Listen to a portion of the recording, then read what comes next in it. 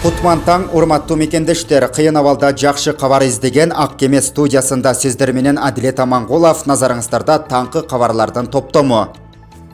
Бишкек шаарына Новосибирсктен Кыргызстандын жарандары кайтып келишти. Манас эл аралык аэропортунда 16 июлда Сибир авиакаттамдары авиакомпаниясынын Новосибирск-Бишкек багыты боюнча чартердик каттамын тосуп алышты. Мекенине Россиядан 205 Кыргыз Республикасынын жарандары кайтып келишти. Алардын катарында кош бойлуу аялдар, жаш балдары бар аялдар, улгайган жарандар, медициналык операция жасаткандар, Россиянын Сибир федералдык округунун жогорку окуу жайларында окуган кыргызстандык студенттер бар. Чет мамлекеттерде жүргөн Кыргыз Республикасынын жарандарынын Кыргызстанга кайтарып келүү маршруттарын издөө боюнча иштер улантылууда. Премьер-министр Кубатбек Боронов дары-дармектин баасын негизсиз жогорулаткан айрым фармацевтикалык компаниялар жана дарыканаларга карата сотко чейинки өндүрүш жүрүүдө. Учурда бул багыттагы 27 иш каралып жатат деп белгиледи. Баалар боюнча, дефицит боюнча ГСБ бир топ текшерүү иштерин жүргүздү. Биздин маалыматыбыз боюнча баалардын жогорулашы, башка ушундай нормаларды бузуп баргандай маселелердин негизинде 27 досудебного производства иш жүргүзүлүп атат. Акыркы эле мына 15 күндүн ичиндеги болгон маселе бул. Булардын баардыгы ушу фарм компаниялар, аптекалар, основном ушу шаардагылар болот.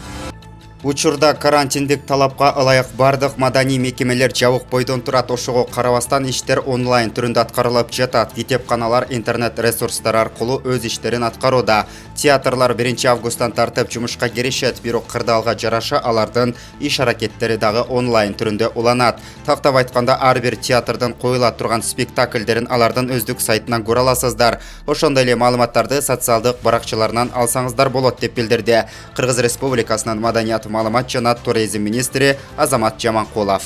Мамлекеттин эсебинен 1500 кычкылтек концентратору сатылып алынды. Буга чейин 610 даанасы бар болчу. COVID-19 инфекциясы башталган учурда гуманитардык жардам линиясы аркылуу кычкылтек берүүчү 90 аппарат келген. Мындан тышкары өнөктөштөр, ишкерлер жана кайдыгер эмес жарандар дагы алып берүүдө. Учурда жалпысынан 3000ден ашык кычкылтек концентратору коронавирус инфекциясы жана өпкөнүн сезген ишин дарылап жаткан ооруканалар менен стационарларда иштеп жатат. Муну менен катар кошумча ИВЛ жасалма демалдыруучу аппараттан 592 даанасы иштеп жатат. Булардын ичинен 43 пандемия башталгандан бери эл аралык гуманитардык жардам линиясы аркылуу келди. Донордук каражатка 63 даана ИВЛ аппаратын сатып алуу боюнча иштер жүргүзүлүүдө. Кыргыз Республикасынын Тышкы иштер министрлиги кыргызстандыктардан мекенине кайтып келбөөнү суранат. Кыргызстандан Тышкы иштер министрлигинин жардамы менен 6 июлдан 12 июлга чейин Россияда коронавирустун пандемиясынан улам жабыркаган 1813 жаран мекенине кайтып келтирилген. Алардын кайтаруу үчүн Бишкек жана Ош шаарына 8 чартердик рейс уюштурулган. Ошол эле учурда Кыргызстандын 800 жараны Москвадан, 461 Екатеринбургдан, 365 Новосибирск жана 184 жаран Санкт-Петербургтан учуп келишкен. Тышкы иштер министрлиги мекендештерибизге коронавирустун кырдаал турукташмайынча жана шашылыш себептер болбосо Кыргызстанга кайтып келбөөгө чакырды. Расмий маалыматтарга ылайык 735 000 эмгек мигранты чет өлкөлөрдө иштеп жаткандыгы айтылат. Алардын 640 000 же болбосо 87% Россияда иштешет.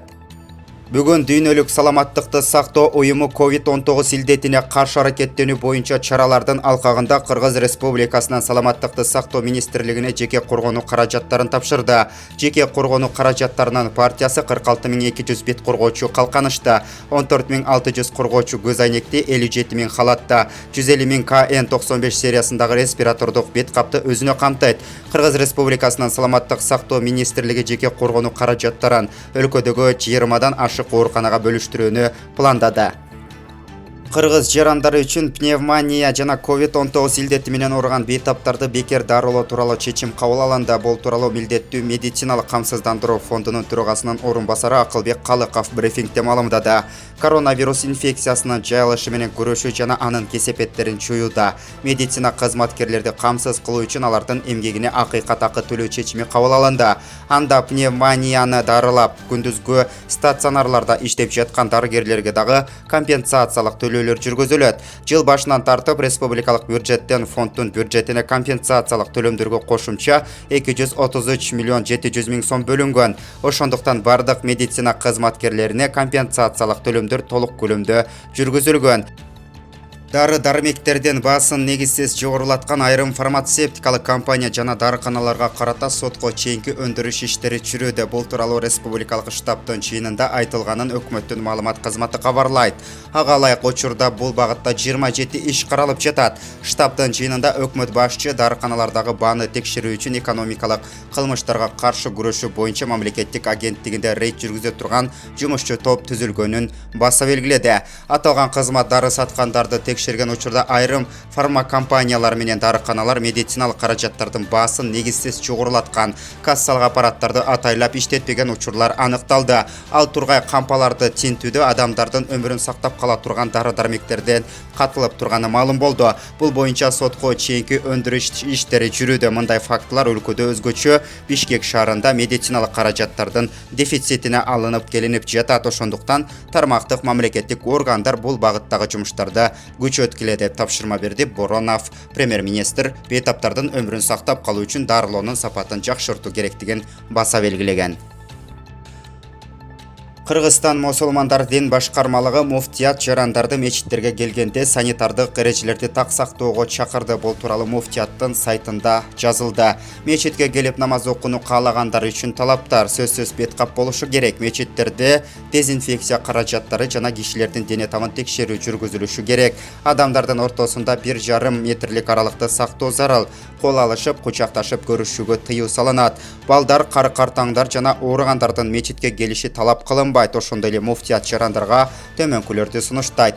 Даратты үйдөн алып жана сүннөт намаздарды үйдөн окуп келүү, мечиттен 15-20 мүнөт аралыгында кайра чыгып кетүү, жамаат намаздарын ачык абада мечиттин коросунда өткөрүү, ар бир адамга жай намазын ала келүү сунушталат. Кыргызстанда эпидемиологиялык кырдаал турукташканга чейин жума намазы убактылуу токтотулуп, анын ордуна бешим намазы өз алдынча окулуп жатат. Мындай чечимди 9 июлда Кыргызстан мусулмандар дин башкармалыгы муфтият аалымдар кеңешинин чечиминин негизинде кабыл алынган. Буга чейин марттын этегинен баштап 2 ай карантин учурунда жума намазга убактылуу тыюу салынган.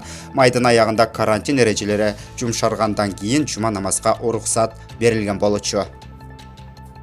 Тартиптин сакталышы коронавирус инфекциясынын жайылуусун кескин түрдө төмөндөтөт. Бул тууралуу медицина илимдеринин доктору, профессор, Россиянын Табият таануу илимдер академиясынын академиги, профилактикалык медицина илимий өндүрүштүк бирикмесинин директору Омор Касымов 15 июлда Кыргыз Республикасынын президенти Сооронбай Жээнбеков менен болгон жолугушууда белгиледи.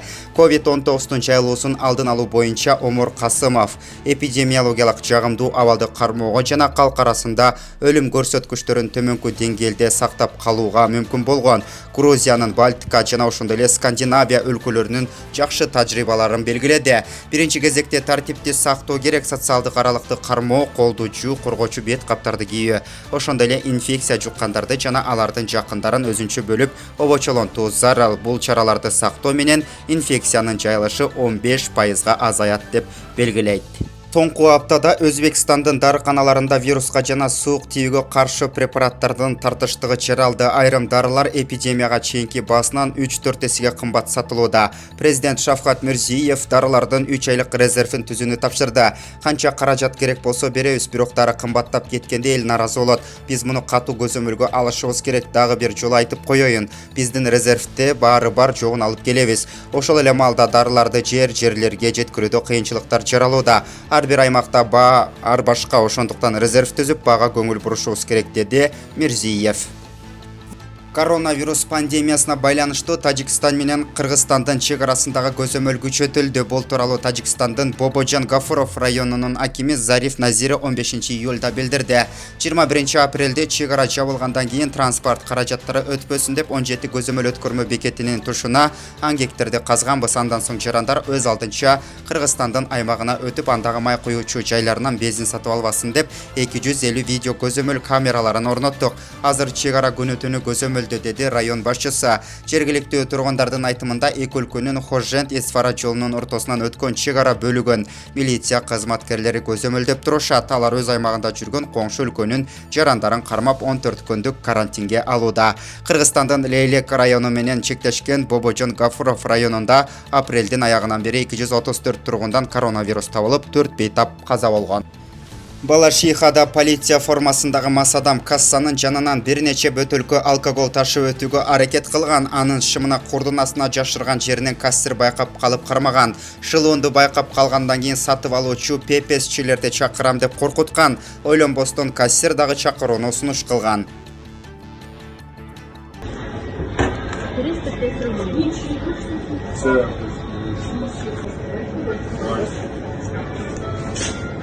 Пробейте меня. Я пьяный сейчас просто. Не надо фотографировать. Да вы камеру уберите. А чем вы занимаетесь вообще? Пейсик еще телевизор смотрит. Издеваетесь? Точно? Да, даже будет очень замечательно. Чтобы они увидели вас в таком состоянии и чем вы занимаетесь. Бизди колдоп, каналыбызга катталып коюңуз. Күнүңүздөр берекелүү болсун. Жакшылыктарды каалап, Ак Кеме студиясынын чыгарылыштарында көрүшкөнчө, ден соолукта аман болуңуздар.